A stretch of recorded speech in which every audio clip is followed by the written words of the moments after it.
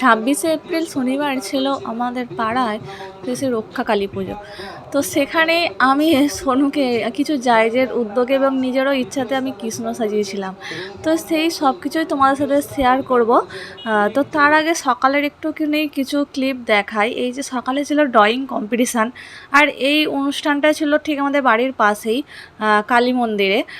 প্রতি বছরেই হয়, তো এবছরও সেরকম দেখো সকালে আঁকার প্রতিযোগিতা ছিল। তো সেখানে যেহেতু আমার ছেলের প্রচণ্ডই ছোট বয়স, মাত্র 1.5 বছর, আর ওখানে শুরু ছিল 5 বছর থেকে, কিন্তু আমার ছেলে আঁকবেই, মানে ড্রয়িং করতে বসবেই। তাই দেখো রূপসা দিদি আঁকতে বসেছিল, তার পাশে বসে গিয়েছিল, যদিও পার্টিসিপেট করেনি। তো তারপর দেখো বিকালে ছিল যেমন খুশি তেমন সাজো, আর তারপর মিউজিক্যাল চেয়ার।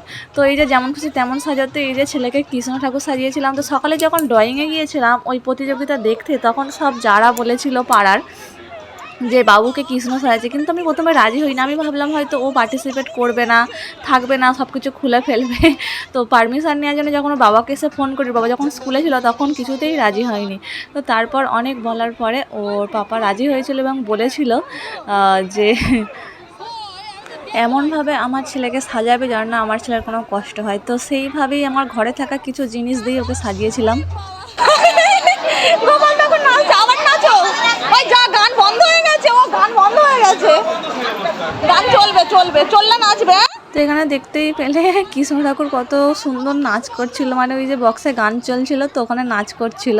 তারপরে অনেক সবাই সেজেছিল, অনেক কিছু সেজেছিল, মানে প্রচুর প্রতিযোগিতা ছিল, মানে পার্টিসিপেট ছিল। তো কালী সেজেছিল, অনেক কিছু সেজেছিল, আর্মি পুলিশ আরে।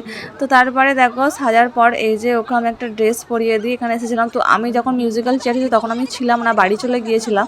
তো তারপর দেখো বাবু এসেছে, তো ওর ওই যে তিলকটা ওটা আর আমি তুলে নিই, মানে ও খুব সুন্দর লাগছিল, ওর মুখে খুব মিষ্টি লাগছিল, যার জন্য। তো বিকালবেলা এই যেখানে মানে অ্যানাউন্স হচ্ছিলো স্টেজে, দেখছিলাম যে প্রাইজ দেওয়ার পালা। তো এখানে সেরকম সবাইকে প্রাইজ দিচ্ছে।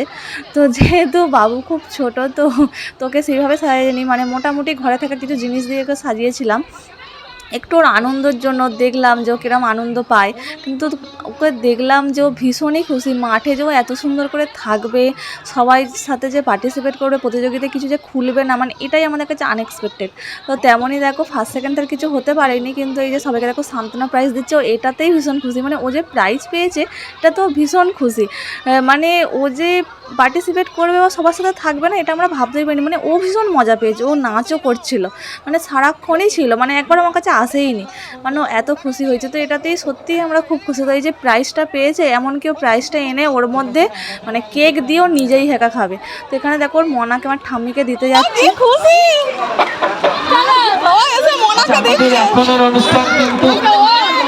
ভাই, ভাই প্রাইজ পেয়েছে, ভাই সান্ত্বনা প্রাইজ পেয়েছে। এই ছোট না, ঠিক আছে, মনার কাছে দিয়ে দাও, এখন আমরা বেরো যাবো, দিয়ে দাও, আর মনা রেখে দাও, চলো চলো।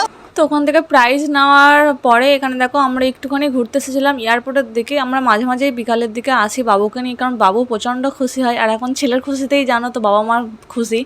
তো বিকালবেলা ওকে নিয়ে ঘুরতে এসেছিলাম, আরও সব বাচ্চারা থাকে, ও দেখো তাদের সাথে খেলা করছিল। আর আমি এই যে মা, মানে মাদের ঘুরতে হয় একটা হাতে ব্যাগ, জলের বোতল, মানে যেটা মায়েদের লাইফ হয় এখন।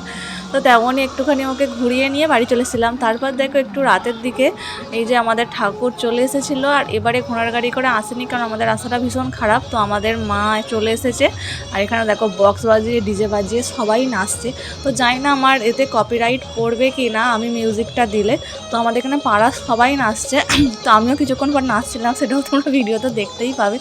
তো চলো ভিডিওটা দেখতে থাকো। যদি ভিডিওটা কপিরাইট আছে তাহলে আমাকে এই গানটা তুলে দিতে হবে, তো আমাকে ভয়েস ওভার করতে হবে। তো এখন আপাতত একটুখানি তোমাদের নাচটা দেখাই, দেখো।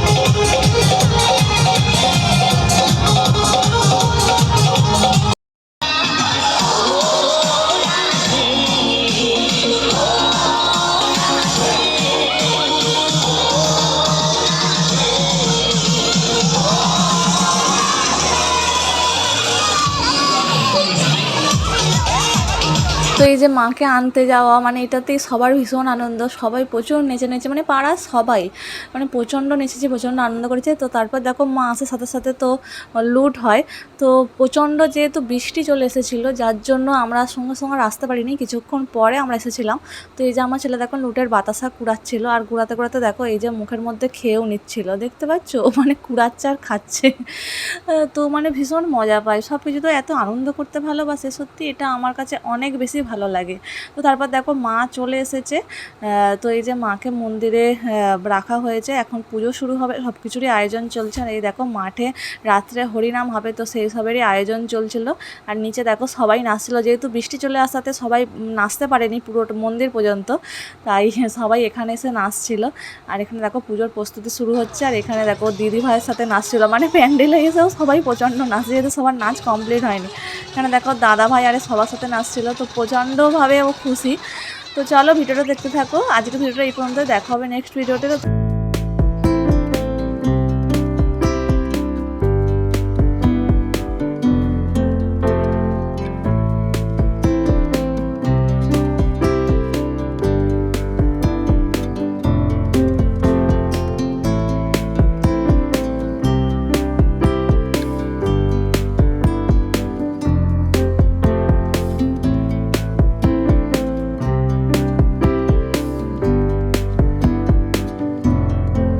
Bro, it's